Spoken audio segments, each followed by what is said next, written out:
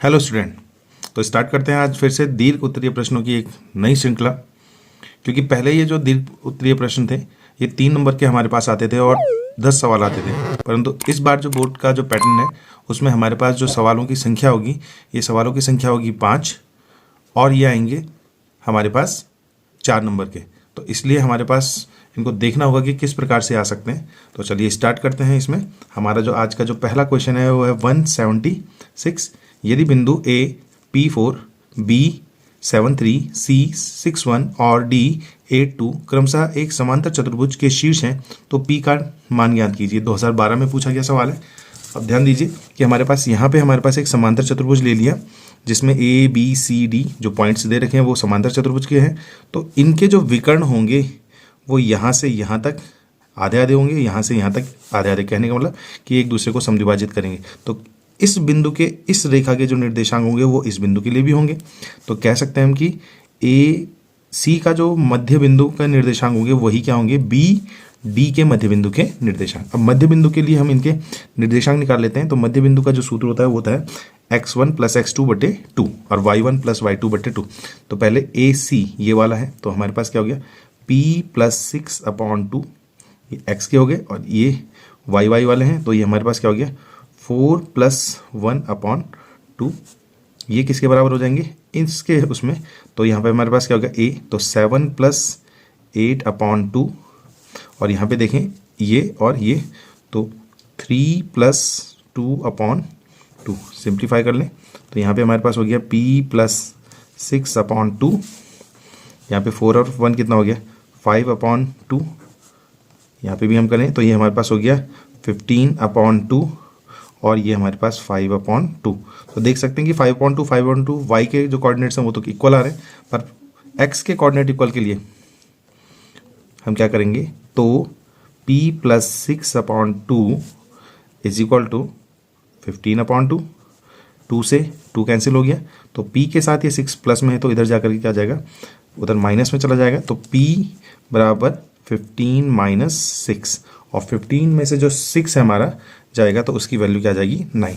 तो फाइनली जो आंसर हमारे पास आ जाएगा p = 9 आ जाएगा यदि एक समांतर चतुर्भुज के शीर्ष हैं। तो ये इसका आंसर हो जाएगा। हो सकता है कि क्या पता यही सवाल आपका इस साल बोर्ड पेपर में पूछा जाए। देखिए नेक्स्ट क्वेश्चन जो हमारे पास इसमें है वो है श्रेणी 21 18 15 ... का कौन सा पद -81 है। क्या इस श्रेणी का कोई पद शून्य है तो कौन सा पद। ये 2012 में पूछा गया है। तो देखिए हमारे पास क्या है, इस प्रकार से ये हमारे पास दिया हुआ है, देख सकते हैं हम इसमें कि एक सीरीज है। तो AP का जो पहला पद होगा ये तो हमारे पास 21 है। सर्वांतर होता है दूसरे पद में से हम पहला घटाएंगे, तो दूसरे में से पहला घटाया तो ये हो गया -3, और AN जो हमें निकालना है यदि है तो वो क्या है -81। तो फॉर्मूला जो यहाँ पे होगा वो होगा हमारे पास AN = A + n - 1 × D। AN की वैल्यू रख देते हैं, ये 81 हो गया। यहाँ पे हमारे पास A का मान है 21 प्लस n की वैल्यू हमें नहीं पता, n - 1, और D का मान है -3। ये इधर चला जाएगा तो यहाँ पे हमारे पास क्या हो जाएगा -3 × n - 1 -81 और -21। ये प्लस है उधर जाकर के माइनस, तो ये हो गया माइनस, दोनों का साइन माइनस ही आएगा क्योंकि माइनस में है, और दोनों को जोड़ देंगे तो हो जाएगा 102। अब इसके साथ ये गुणा में है तो इधर आप किस में हो जाएगा, भाग में हो जाएगा। n - 1 = -102/-3, माइनस से माइनस कटा। यहाँ पे देखिए तो हमारे पास क्या हो गया 3 3 = 9, 1 बचा, 12 हुआ। यहाँ पे क्या हो गया 4, तो 34। तो n बराबर हमारे पास क्या आ गया यहाँ पे 34 + 1, ये माइनस था इधर प्लस हो गया तो ये हो गया 35। जी हाँ 35वां पद हमारे पास क्या होगा, तो हमारे पास आ जाएगा यहाँ पे AB का 35वां पद -81 होगा। ये आधा आंसर निकल गया क्योंकि इसके बाद पूछा है कि क्या इसका शून्य भी होगा, तो हमने इसमें ले लिया माना AB का nवां पद 0 है। तो देखिए ये फॉर्मूला तो यही लगेगा हमारे पास।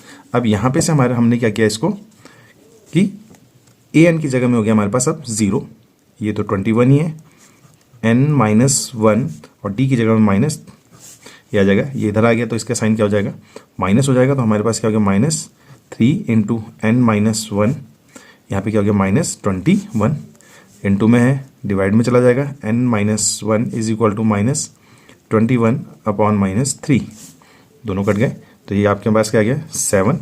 तो फाइनली n बराबर क्या आ गया 7 + 1, तो ये हो गया हमारे पास 8। तो हमारे पास आ जाएगा कि ए पी का 8वां पद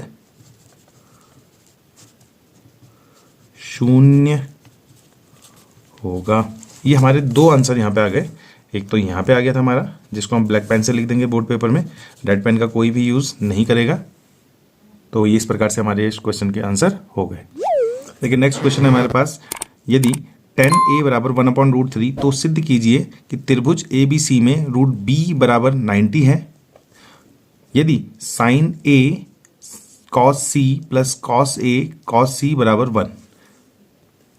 तो देखिए इसमें हमारे पास यहाँ पे ये है, हमने tan थीटा बराबर 1/√3 जो लंब बटे आधार होता है, tan a की वैल्यू हमारे पास दे रखी है यहाँ पे, तो a ये हुआ तो इसके लिए लंब ये हुआ और आधार ये हुआ।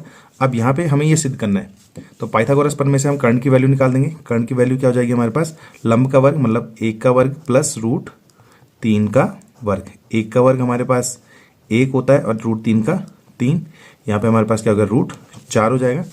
और फाइनली k की जो वैल्यू आ जाएगी √4 किसका होता है 2 का। अब हमारे पास यदि ये एक समकोण त्रिभुज है b बराबर 90 है, तो उसके लिए जो हमारे पास यहाँ पे दिया हुआ है ये क्या होना चाहिए 1 के बराबर होना चाहिए। तो हम इसकी वैल्यू कर लेते हैं। हमारे पास है sin a cos c plus cos a sin c, इसके लिए हमने मान निकालना है। तो ये हमारे पास देखिए sin a ये एंगल है, तो sin थीटा बराबर होता है लंब बटे कर्ण। तो यहाँ पे हमारे पास क्या हो गया BC upon AC cos c। अब c एंगल ये है तो इसके लिए आधार बटे कर्ण, ये भी हमारे पास क्या होगा BC AC अपॉन में cos a के लिए आधार बटे कर्ण AB upon AC into cos c। अब ये cos c के लिए तो ये इसके लिए लंब हो जाएगा और ये कर्ण, तो यहाँ पे हमारे पास ये भी हो गया AB अपॉन AC। और ये हमारे पास LHS है हमारे पास जो दिया हुआ है वहाँ पे, तो क्या हो गया BC अपॉन AC का square plus AB upon AC का स्क्वायर। अब BC की बात करें हम यहाँ पे, तो यहाँ पे हमारे पास क्या हो जाएगा BC की वैल्यू हमारे पास 1 है, तो 1/2 का स्क्वायर प्लस √3/2 का स्क्वायर।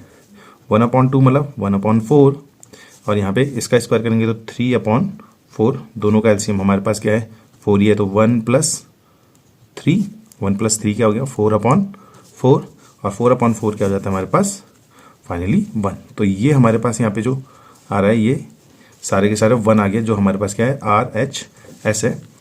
तो हमने ले लिया कि सिद्ध होता है कि कोण B बराबर 90 होगा, क्योंकि ये पाइथागोरस के जो नियम है उसका पालन करता है, और यहाँ पे जो सिद्ध हो रहा है वो हमारे पास निकल चुका है। और ये कंडीशन किसके लिए हो सकती है, जब वो राइट एंगल होगा। तो ये हमारे पास क्वेश्चन का आंसर आ गया। नेक्स्ट क्वेश्चन है आज का हमारा, सिद्ध कीजिए cos a upon 1 + sin a plus 1 + sin a upon cos a is equal to 2 sec a। ये 2012 में पूछा गया है, 14 में पूछा गया है, हमारे पास ये 2017 में पूछा गया और 2018 में पूछा गया है। तो ये क्वेश्चन हमारे लिए बहुत ही ज़्यादा इंपॉर्टेंट हो जाता है। तो देखिए कैसे करेंगे, बहुत ही सिंपल सी कंडीशन है हमारे पास, इसको हमने इसके बराबर सिद्ध करना है। तो यहाँ पे हमारे पास जो आ गया, यहाँ पे देख सकते हैं कि हमने लेफ्ट हैंड साइड को सॉल्व करना है। एलसीएम जो आ जाएगा, एलसीएम हमारे पास बहुत आराम से करेंगे, 1 + sin a और यहाँ पे cos a हो जाएगा, 1 + sin a यहाँ पे तो cos a × cos a हो जाएगा, cos स्क्वायर a, और इसी प्रकार से cos a पहले से है तो ये इसके साथ हो जाएगा, तो ये हो जाएगा 1 + sin a का होल स्क्वायर। सिंप्लीफाई देखिए करेंगे इसे फिर से, यहाँ पे हमारे पास 1 + sin a cos a हो गया। अब ये तो cos a ही आएगा हमारे पास, cos स्क्वायर a। अब ये बन गया a + b का होल स्क्वायर, तो a स्क्वायर हम साइन से शुरू कर लेते हैं, sin square a plus b square मतलब 1 का स्क्वायर 1 प्लस 2ab, 2ab मतलब केवल 2 साइन ए, क्योंकि 1 से इंटू करेंगे तो कोई फर्क नहीं पड़ेगा। अब sine theta plus cos theta is equal to होता है हमारे पास 1, तो 1 plus 1 equal plus 2 sine A upon 1 plus sine A, और ये हो गया कॉस ए। अब ये कहाँ से हुआ इसको भी हम लिख दें यहाँ पे, तो कुछ सहूलियत मिल जाती है हमारे पास एग्जामिनर के लिए कि बच्चे को ये चीज़ें आती हैं। तो cos square theta is equal to 1 से, तो यहाँ पे हमारे पास हो गया 2 plus 2 sine A upon 1 plus sine A cos A. इसको देखिए 2 दोनों में कॉमन है, तो यहाँ पे हमारे पास क्या आ गया 2, यहाँ पे 1 बचा और यहाँ पे बचा हमारे पास sign A upon 1 plus sine A, और यहाँ पे कॉस ए। देखिए साइन ए 1 प्लस साइन ए 1 प्लस साइन ए, यहाँ भी है यहाँ भी, ये कैंसिल हो गया। यहाँ पे हमारे पास हो गया 2 अपॉन कॉस ए। अब देखिए 2 अपॉन जो कॉस ए की वैल्यू होती है 1 अपॉन कॉस बराबर होता है सेक, तो ये हो जाएगा 2 सेक ए, और यही हमारे पास क्या है राइट हैंड साइड है। तो L H S is equal to हमारे पास क्या आ गया आर एच एस, तो ये हमारे पास हो गया, ये हमारा इसका क्वेश्चन का आंसर हो गया। तो देखिए स्टूडेंट, ये जो क्वेश्चन है हमारे 4 क्वेश्चन की सीरीज चल रही है अभी दीर्घ उत्तरीय, तो इनको ज़रूर करें क्योंकि ये हमारे पास 4 नंबर के आएंगे, पहले 3 नंबर में आते थे। तो ये सवाल को देख लीजिए कैसे करना है, क्या करना है, कौन सा सवाल कितनी बार पेपरों में पूछा गया है, तो उनको अपने टिक बना लीजिए, अपने नोट्सों को क्लियर करें। यदि आपको ये सीरीज़ अच्छी लग रही हो, आपको इससे कोई फ़ायदा हो रहा हो, तो आप ज़रूर मेरे वीडियो को लाइक करें, चैनल को सब्सक्राइब करना ना भूलें, और भी दोस्तों से लाइक और सब्सक्राइब कराएं, जिससे आने वाले समय में ऐसी वीडियो मैं आपके लिए बनाता रहूं। तो मिलते हैं आपको नए वीडियो में, बने रहें और अच्छे से अपनी पढ़ाई करते रहें।